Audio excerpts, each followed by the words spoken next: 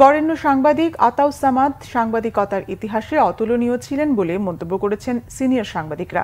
তিনি কর্মনিষ্ঠা, দক্ষতা, প্রজ্ঞা ও পরিশ্রমের উজ্জ্বল দৃষ্টান্ত ছিলেন বলে উল্লেখ করেন তারা। জাতীয় প্রেস ক্লাবে সাংবাদিক আতাউস সামাদের 12তম মৃত্যুবার্ষিকী উপলক্ষে আয়োজিত স্মরণ সভায় এসব বলেন বক্তারা।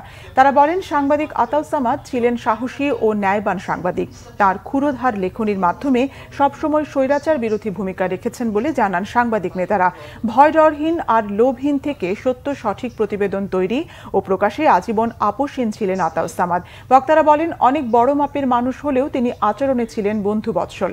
সত্যনিষ্ঠ সাংবাদিকদের জন্য যুগে যুগে আতাউস সামাদের কর্মপ্রেরণা যোগাবে বলে আশা করেন বক্তারা।